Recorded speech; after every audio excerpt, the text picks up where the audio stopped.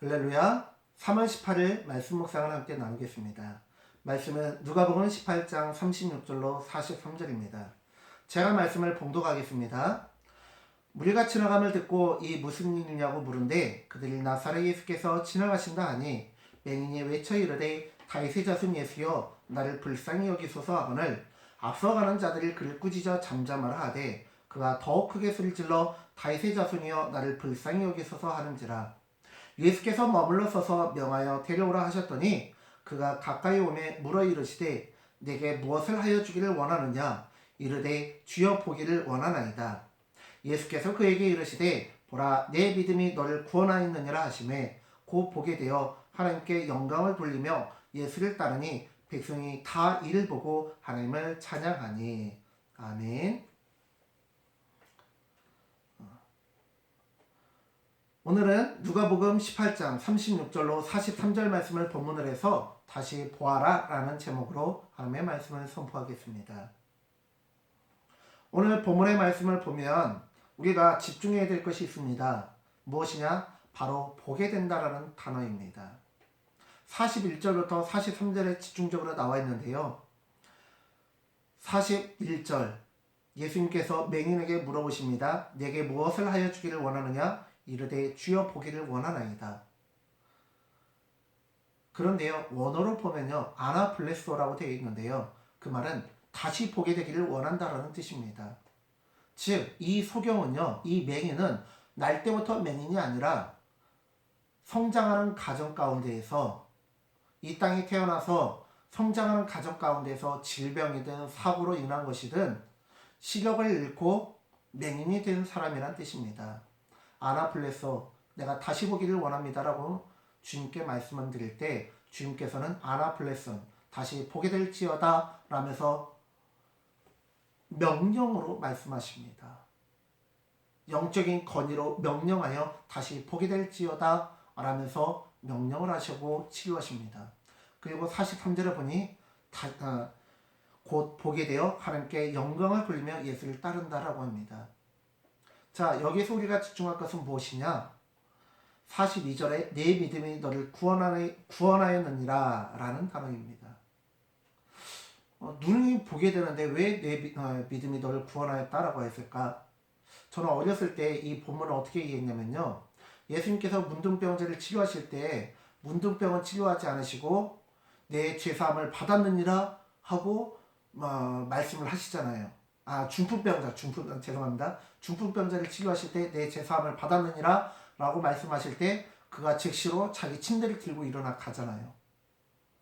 그런 것처럼 그냥 예수님께서 눈을 치료해 주신 게 아니라 보라 내 믿음이 너를 구원하였느니라 이 말인 줄 알았거든요. 근데 원어를 보게 됐더니 다시 보기를 원합니다, 다시 보게 될지어다 그 말이더라고요. 아무튼 그 뒤에 있는 내 믿음이 너를 구원하였느니라 라는 말은 무슨 뜻이냐? 작게는 눈이 띄어진 것을 뜻합니다. 작은 범위로는 눈이 띄어져서 그가 다시 사회생활을 하게 되고 그의 인생이 다시 회복됨을 뜻합니다. 그러나 더 넓게, 그리고 본문에서 뜻하는 말을 더 정확히 표현하면 그의 영혼까지 구원받았다라고 해석할 수 있습니다. 왜요? 43절에 보니까 하나님께 영광을 돌리며 예수를 따랐다라는 것입니다. 그런데 여러분, 예수님께서 다시 보게 될지어다 라고 말씀하셨는데 그 명령이 과연 이 맹인에게만 해당하는 말일까요? 저는 아니다라고 생각합니다. 왜요? 38절에 보면요, 맹인이 외쳐 이르되 다윗의 자손 예수여 나를 불쌍히 여기소서 하거늘 39절 앞서가는 자들이 그를 꾸짖어 잠잠하라 라고 말합니다. 지금 이 맹인에게는 절박해요. 자신의 눈이 다시 띄어지느냐 마느냐가 달려있는 문제고 인생에 달려있는 문제이기 때문에 예수님 저를 구원해 주십시오 하면서 예수님께 부르짖는데 앞서가는 자들이 그들이 꾸짖습니다. 앞서가는 자들이란 예수님의 제자들을 뜻합니다, 여러분. 그런데 꾸짖는다는 말은 무엇이냐? 헬라어로 에피티마오라는 단어입니다. 예수님의 제자들은요, 예수님 앞에 기도받기를 원해서 애들을 데리고 왔던 사람들을 꾸짖을 때 사용된 단어이고요. 수로보니게 여인이 예수님께 자신의 자녀를 고쳐달라고 데리고 왔을 때 그를 꾸짖어서 쫓아낼 때 사용한 말이 바로 에피티마오입니다. 예수님의 제자들은요, 어떻게 생각을 했느냐? 하나님의 나라는 온전한 자들, 죄인이 아닌 자들에게 어울린다고 생각했던 것입니다. 세리와 창기와 죄인들에게 어울리지 않는 것이고, 하나님의 나라는 장애인들에게 어울리지 않는 것이고, 하나님의 나라는 악한 자들에게 어울리지 않는 곳이라고 생각을 했습니다. 그런데요, 예수님께서는 말씀하시죠. 나는 잃어버린 자를 찾으러 왔다라고 말씀하십니다. 예수님께서는 잃어버린 자인 세리장 삭개오를 다시 아브라함의 자손이라고 선언하셨고요. 레이 마태를, 세리 마태를 예수님의 제자로 삼아주셨고요. 예수님께서는 죄인들과 같이 식사를 하셨습니다. 예수님께서는 누가복음 15장에서 잃어버린 양 비유, 잃어버린 한 드라크마 비유, 잃어버린 아들 비유를 통해서 우리에게 말씀하십니다. 주님은 잃어버린 것을 찾으러 오셨다라고. 잃어버린 양도, 잃어버린 한 드라크마도 찾는 자가 있었습니다. 그런데 잃어버린 아들을 찾으러 나가야 될 첫째 아들은 찾으러 나가지 않았습니다. 그 첫째 아들이 누구냐? 바로 이스라엘 백성들이었다는 거예요.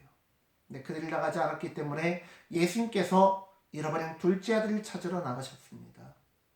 그리고 잃어버린 둘째 아들을 찾으러 나가셨을 뿐만 아니라 집안에 있는 첫째 아들과 같은 바리새인과 서기관들과 사두개인들 같은 자들조차 구원하시기 위해서 오셨다는 거예요. 탕자의 비유는 둘째 아들뿐만 아니라 첫째 아들도 잃어버린 아들이라고 말씀하고 있습니다.